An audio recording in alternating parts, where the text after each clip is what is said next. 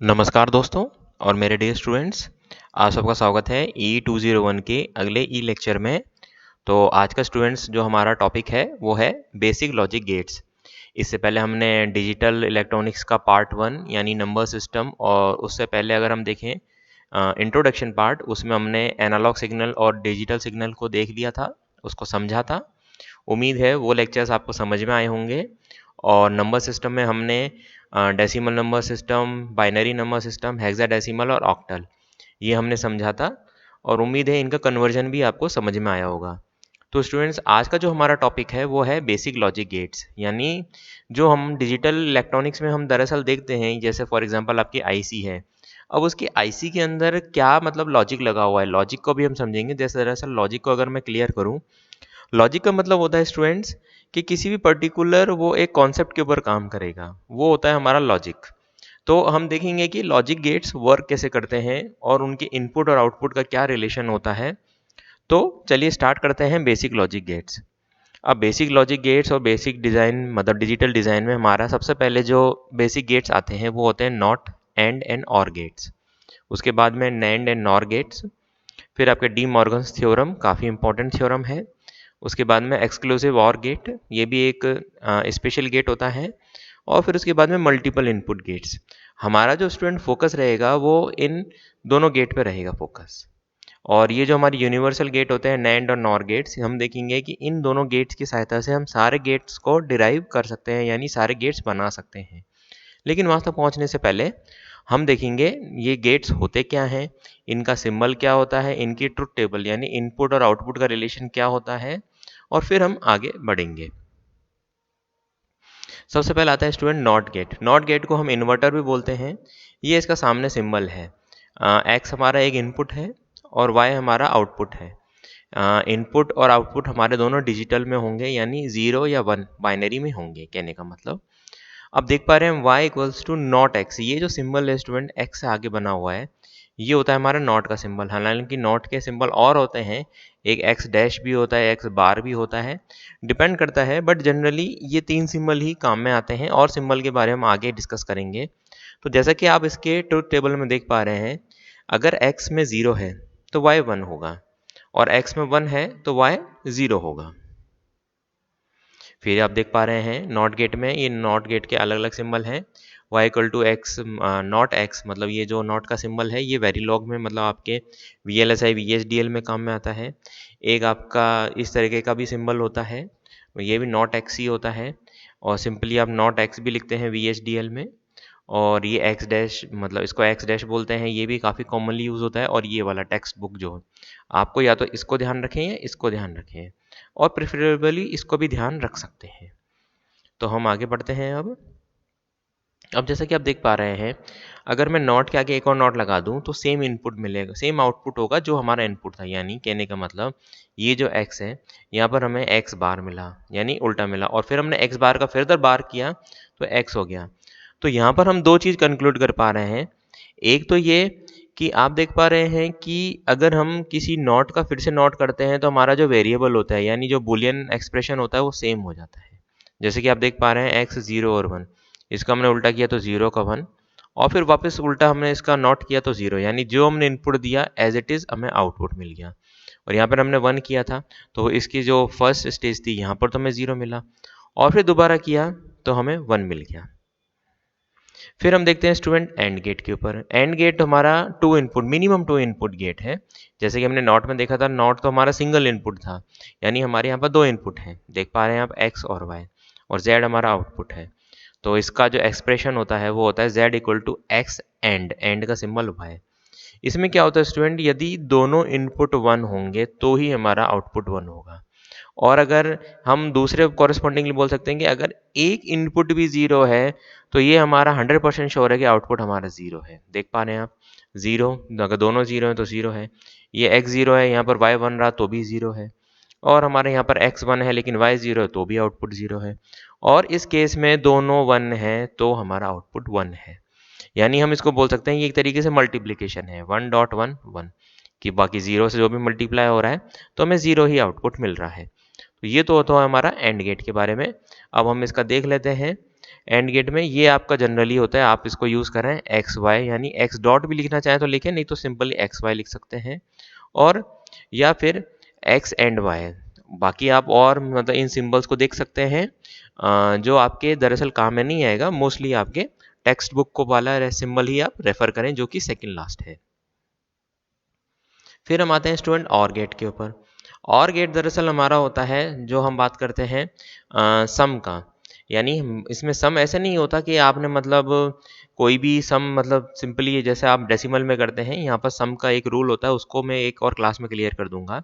इसमें ये होता है स्टूडेंट, एंड गेट में हमने देखा था यदि एक इनपुट भी जीरो है तो आउटपुट जीरो है। यहाँ पर अगर एक इनपुट भी वन है तो आउटपुट वन है। देख लेते हैं, अब यहाँ पर तो दोनों इनपुट जीरो थे, इसलिए इसका आउटपुट जीरो है। यहाँ पर x जीरो है लेकिन y वन है तो वन हो गया। यहाँ पर x वन है y जीरो लेकिन x वन है तो इसलिए वन हो गया z आउटपुट। यहाँ पर वन है, दोनों वन है तो ठीक है वन है। x और में हालांकि जो हम एक्सक्लूसिव और जो मैंने बताया स्पेशल गेट, वहाँ पर क्या होता है कि एक्सक्लूसिव मतलब होता है कि अलग कंडीशन, अगर दोनों सेम है तो भी आउटपुट जीरो होगा, यानी अगर वन वन है तो आउटपुट जीरो होगा। वो हम x और में आगे देखेंगे। फिर अब और के सिंबल होते हैं स्टूडेंट, ये होता है एक तो ये सिंपल मतलब जो सिंपल स्ट्रेट लाइन होती है, आप जो हमारा टेक्स्ट बुक होता है वो ये वाला सिंबल होता है x प्लस वाई, आप इसको ध्यान रखें। जहाँ पर भी स्टूडेंट टेक्स्ट बुक वाला आ रहा है सिंबल प्लस जो भी किस गेट में आ रहा है आप उसको ध्यान रखें। फिर हम स्टूडेंट हमारा जो अगला टॉपिक है वो है नैंड एंड नॉर गेट्स। चलिए नैंड एंड नॉर गेट्स को देखते हैं। नैंड गेट क्या होता है स्टूडेंट, जस्ट एंड के आगे जो एंड गेट हमने देखा था उसके आगे हमने एक बबल, ये बबल का मतलब स्टूडेंट इसका रिवर्स कर देता है, यानी हमारा जो एक्स डॉट वाई था उसका रिवर्स कर दिया। सिंपल मतलब या बार या एक्स डॉट वाई का जेड। यानी अब क्या था, हम एंड में देख रहे हैं यदि एक इनपुट जीरो है तो आउटपुट हमारा जीरो रहेगा। अब यहाँ पर उल्टा है, अगर एक इनपुट जीरो है तो आउटपुट हमारा वन है। क्यों? क्योंकि एंड का और हमने और मतलब नॉट कर दिया, तो जहां पर हमारा आउटपुट जीरो होगा तो उसका वन कर देगा। देख लेते हैं, यहाँ पर देखा ये एक जीरो है तो वन हो गया, चाहे पहले दोनों ही जीरो हो, ये जीरो है तो भी वन है, ये वन यहाँ पर ये वाई जीरो है तो भी वन है, और अगर दोनों वन वन है तो जीरो है, यानी जस्ट एंड की उल्टी कंडीशन, जिसको बोलते हैं हम नैंड गेट। फिर हम नैंड गेट का जैसे कि बता रहा था मैं कि हमने एक यहाँ पर एक नॉट गेट हमने लगाया हुआ है, यानी एंड और not simple, w equal to x and y, और उसके बाद में z क्या है हमारा w का बार, यानी या w डैश, सिंपल।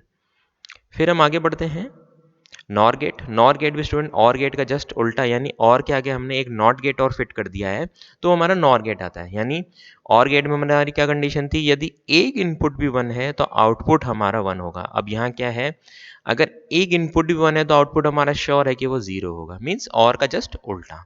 जैसा कि हम देख पा रहे हैं यहाँ पर तो दोनों जीरो जीरो है तो इसलिए वन हो गया, यहाँ पर एक ये वाई वन है तो ये जीरो हो गया, यहाँ पर वन है तो जीरो, यहाँ पर भी दोनों में से कोई भी एक वन है मतलब दोनों वन है यहाँ पर तो जीरो।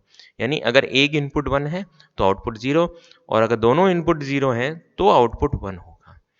और इसको हम आगे देख लेते हैं, जैसे कि आप देख पा रहे हैं ये हमारा और गेट है और इसके आगे नॉट गेट है और सिंपली ऐसे आ रहा है। ठीक है, फिर हम स्टूडेंट बात करते हैं डी मॉर्गन्स थ्योरम की। डी मॉर्गन्स थ्योरम को समझने से पहले स्टूडेंट आप ये देखें, एक नैंड गेट की एक मैं कंडीशन बता रहा हूँ, एक्स वाई और जेड। जेड हमारा क्या है, एक्स डॉट वाई का होल बार, या हम कह सकते हैं इनवर्स। अब अगर स्टूडेंट हम पहले ही यहाँ पर ये लगा के रखें, एक्स इनवर्स जा रहा है इनपुट में और वाई इनवर्स जा रहा है, तो जेड क्या होगा इस और गेट कंडीशन में, x inverse plus y inverse. अब स्टूडेंट हम इसकी ट्रूथ टेबल को कंपेयर करें, यदि हम x और y को 0 0 रख रहे हैं तो w तो हमारा हुआ 0 और 1, ये हमारा मतलब एंड w इसके बीच वाली कंडीशन, और z हो मतलब ये हमारा 0 0, आप इस z से देखिए।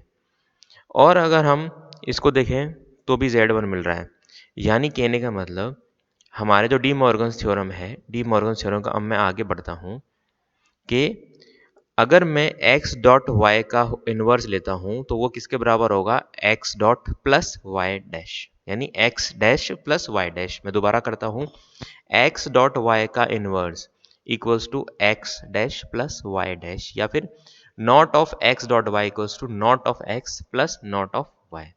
सिंपल, क्या करना है हमें, जो एंड का है उसको हमें प्लस मतलब और में, यानी उसको प्लस में बदल देना है, और जो और में है उसको हमें डॉट में यानी एंड में बदल देना है।